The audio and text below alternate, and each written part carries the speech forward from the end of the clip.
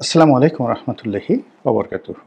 সম্মানিত দর্শক, আমাদের রাজনীতিতে কতগুলো মনস্তাত্ত্বিক ঘটনা ঘটে যাচ্ছে যা ইতিপূর্বে কখনো ঘটেনি। আপনারা কমবেশি সবাই জানেন যে বিএনপির জন্য 4টি বুলেট প্রুফ গাড়ি আমদানি করা হবে। এই 4টি বুলেট প্রুফ গাড়ির দাম কত হবে? আনুমানিক 30 কোটি বা 40 কোটি টাকা। এর মধ্যে একটি গাড়ি বেগম খালেদা জিয়ার জন্যে, আর একটি গাড়ি জনাব তারেক রহমান সাহেবের জন্য। আর দুটো গাড়ি বড় আকারের মাইক্রোবাস। এই গাড়িগুলো আনা হবে দলের যারা সিনিয়র নেতৃবৃন্দ রয়েছেন, তারা নির্বাচনী কাজে বা অন্য কোনো কাজে যখন ঝুঁকিপূর্ণ এলাকাতে যাবেন, তখন এই গাড়িগুলো ব্যবহৃত হবে। বাংলাদেশের ইতিহাসে এরকম ঘটা করে রাজনৈতিক নেতাদের জন্য বা কোনো একটি রাজনৈতিক দলের জন্য বুলেট প্রুফ গাড়ি কেনা এই প্রথম। আমাদের বাংলাদেশে এই ধরনের ঘটনা কখনো ঘটেনি, আর এই ধরনের গাড়ি কেনার প্রয়োজন হয়নি। তো এই যে গাড়ি কেনার প্রয়োজন হলো, শুধু সেই প্রয়োজনের মধ্যে সীমাবদ্ধ নয়। আমরা আরও যেটা জানতে পেরেছি সেটি হলো বিএনপি নেতাদের সিকিউরিটির জন্য, নিরাপত্তার জন্য আগ্নেয়াস্ত্র ব্যবহার করা হবে। এজন্য প্রাইভেট সিকিউরিটি যারা থাকবেন তারা যেন অবাধে আগ্নেয়াস্ত্র ব্যবহার করতে পারেন, এজন্য স্বরাষ্ট্র মন্ত্রণালয়ে দরখাস্ত করা হচ্ছে বা হয়েছে, এবং এটা খুব দ্রুত সম্ভবত পাশ হয়ে যাবে। অনেকদিন ধরে বিএনপি নেতা জনাব তারেক রহমান সাহেব বাংলাদেশে আসবেন এবং তার আসার জন্য যেভাবে দেশবাসী উদ্গ্রীব হয়ে আছেন, তার দলের নেতাকর্মীরা রীতিমতো পাগল প্রায়। এটা সত্য। আবার তিনি কেন আসছেন না, এটা নিয়ে নানা রকম তর্ক রয়েছে, বিতর্ক রয়েছে। তার মধ্যে সবচেয়ে বড় বিতর্ক যেটি, সেটি হলো তিনি নিরাপত্তাহীনতায় ভুগছেন। নিরাপত্তাহীনতার ত্রিমাত্রিক ঝুঁকি রয়েছে। প্রথম ঝুঁকি, তার দলের যে অভ্যন্তরীণ দ্বন্দ্ব সংঘাত ক্রন্দল রয়েছে। আমার দৃষ্টিতে এটা হলো তার জন্য সবচেয়ে বড় ঝুঁকি, আত্মঘাতী। এবং তার প্রয়াত পিতা শহীদ প্রেসিডেন্ট জিয়াউর রহমান, তিনিও মূলত নিহত হয়েছেন বা শহীদ হয়েছেন মূলত দলের অভ্যন্তরীণ দ্বন্দ্ব সংঘাত নিরসনের জন্য তিনি চট্টগ্রামে গিয়েছিলেন। আর সেই যে তার হত্যাকাণ্ড, সেটার সঙ্গে সামরিক বাহিনী সরাসরি জড়িত, কিন্তু বেসামরিক নেতৃত্বের সঙ্গে তাদের একটা যোগাযোগ ছিল। এবং এখনো পর্যন্ত প্রেসিডেন্ট জিয়ার সেই যে নির্মম হত্যাকাণ্ড, সেই হত্যাকাণ্ড নিয়ে চুলচেরা বিচার বিশ্লেষণ এখন পর্যন্ত কিন্তু হয়নি। এটা হলো একেবারে নির্মম বাস্তবতা। তো সেই ক্ষেত্রে জনাব তারেক রহমান সাহেব, তার মধ্যে একটা আতঙ্ক থাকবে, ভয় থাকবে দলের অভ্যন্তরীণ দ্বন্দ্ব সংঘাত ক্রন্দল ইত্যাদি নিয়ে।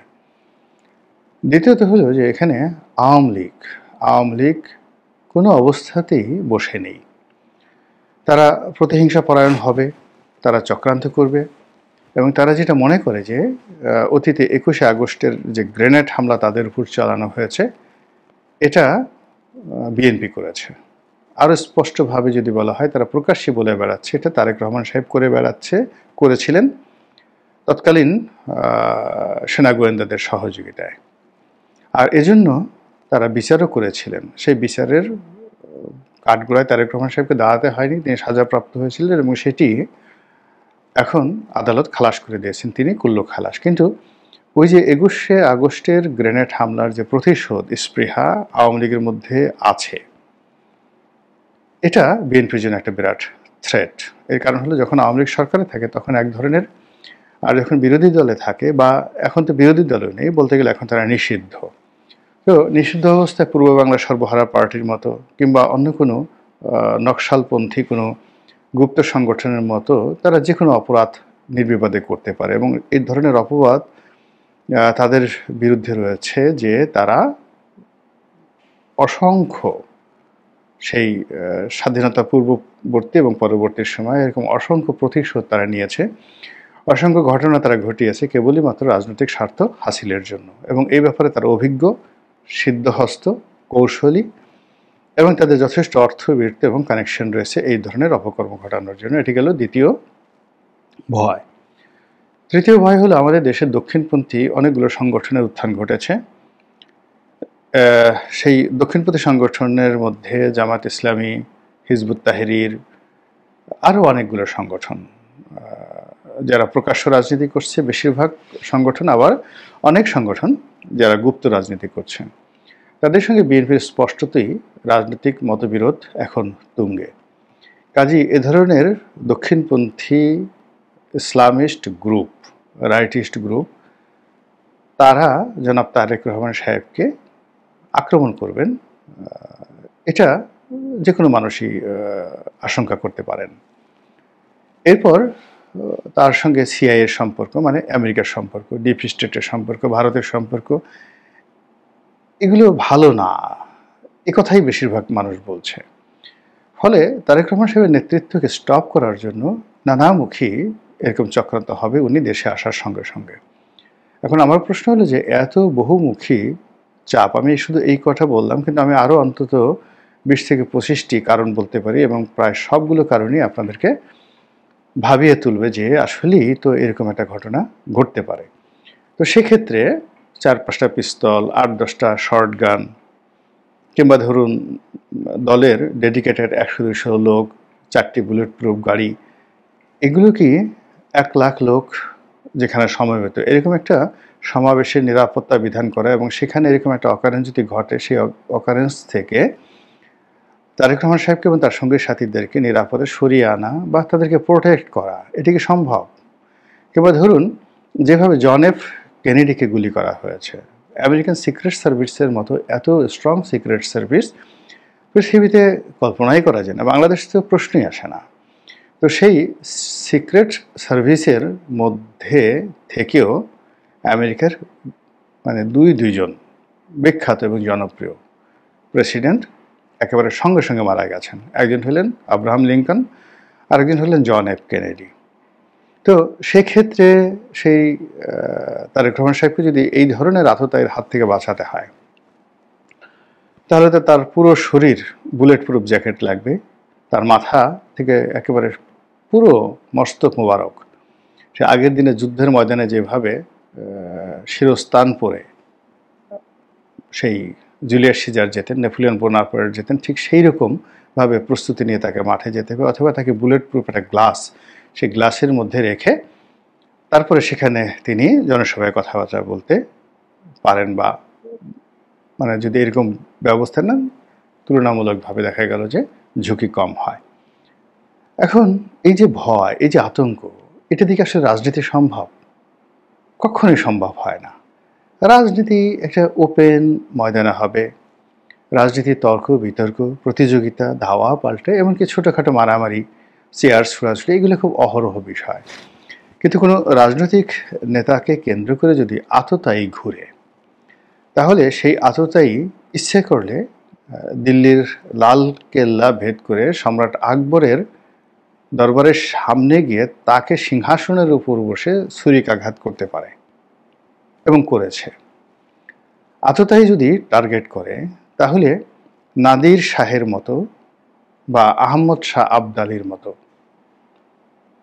পৃথিবীর বিশ্বজয়ী সমরনায়ক, তারাও আততায়ীর হাতে আহত হয়েছেন এবং নাদের সাথে খুনি হয়েছেন। আহমদ শাহ আবদালিকে তিনি যখন সিংহাসনে বসা, তখন তার উপর আক্রমণ চালানো হয়েছে। এরকম অসংখ্য ঘটনা। পরপর 4 থেকে 5 বার সালাউদ্দিন আইয়ুবী, সেই ক্রুসেডের নেতা, মিশরের বাদশাহ, তার প্রতি আক্রমণ চালানো হয়েছে, এবং কোনো মতে তিনি প্রাণে বেঁচে গিয়েছেন, এবং সিংহাসনে বসা অবস্থায় পথে ঘাটে ময়দানে, এমনকি তিনি যখন তার স্ত্রীর সঙ্গে একান্তে সময় কাটাচ্ছিলেন, তখনও তার উপর আক্রমণ চালানো হয়েছে। তো কাজেই আততায়ী যেখানে আছে, সেই আততায়ীর সমাজে নেতা কখনো, এখানে বলা হয়, নিরাপদ থাকতে পারে না। কোনো বুলেট প্রুফ গাড়ি কেউ তাকে রক্ষা করতে পারবে না। এই আতঙ্ক বিএনপিকে তাড়া করে ফিরছে।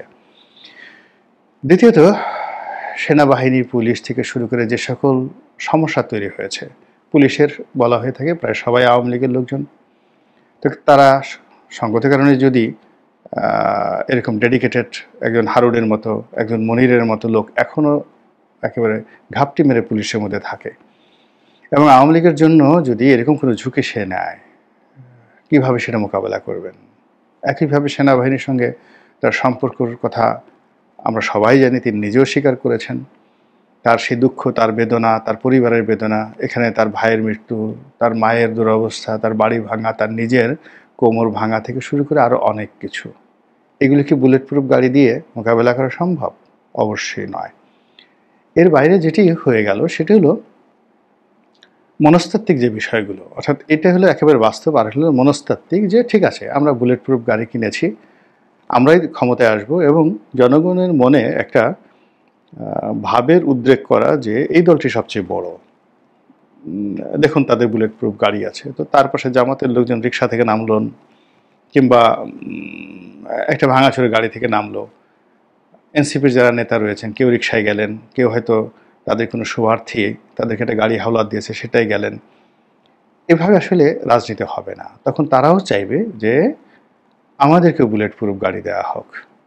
তো সেই রাজনৈতিক দল যারা যারা আছেন, ভিপি নুরুল হক নুরু, তারপরে জোনায়েদ সাকি, এবি পার্টির মঞ্জু সাহেব, ফুয়াদ সাহেব, আমজনতা পার্টির জনাব তারেক রহমান সাহেব, এরকম অনেক, তারপরে আবার আছে আম আদমি আর একটা পার্টি করেছে, ওই ডেস্টিনি রফিকুল আমিন সাহেব, তার দল, মানে এরকম যদি সবাই সামর্থ্যবান, এর মধ্যে অনেকে সামর্থ্যবান কিংবা অনেকের হয়তো নিজেদের টাকা নেই, কিন্তু তাদের কর্মী সমর্থক শুভানুধ্যায়ীদের অনেক টাকা আছে, তো তারা যদি বলে যে আমরাও বুলেট প্রুফ গাড়ি চাই, তখন স্বরাষ্ট্র মন্ত্রণালয় কি করবে?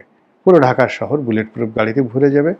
তারপর ব্যবসায়ীরা একে একে সবাই বলবে যে সমাজের অবস্থা খারাপ, রাজনৈতিক নেতৃবৃন্দ নিজেদের প্রাণ শরীর রক্ষা করার জন্য বুলেট প্রুফ গাড়ি কিনেছে, কাজে আমরা কেন কিনবো না?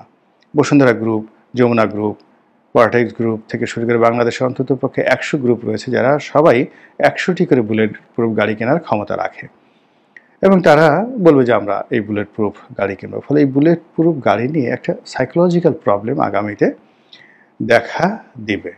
অথচ এই কোনো জিনিসেরই দরকার ছিল না যদি রাজনীতি অংশগ্রহণমূলক হতো, রাজনীতি ওপেন হতো, রাজনীতি মানে ওপেন মানে প্রকাশ্য রাজনীতি হতো, পর্দার আড়ালের খেলাধুলা কম হতো, এবং এখানে একটা সুষ্ঠু যাকে বলা হয় প্রতিযোগিতা থাকতো, এবং কাউকে প্রতারণা করে ঠকানো, কাউকে বাধ্য করে রাজনীতি রেসের বাইরে রাখার মতো এই সকল চক্রান্ত যদি না থাকতো, তাহলে হয়তো রাজনীতিতে এই ধরনের বুলেট প্রুফ গাড়ির দরকার হতো না। মহান আল্লাহ আমাদের সবাইকে হেদায়েত দান করুন এবং হেফাজত করুন। আসসালামু আলাইকুম রহমতুল্লাহি ওয়া বারাকাতুহু।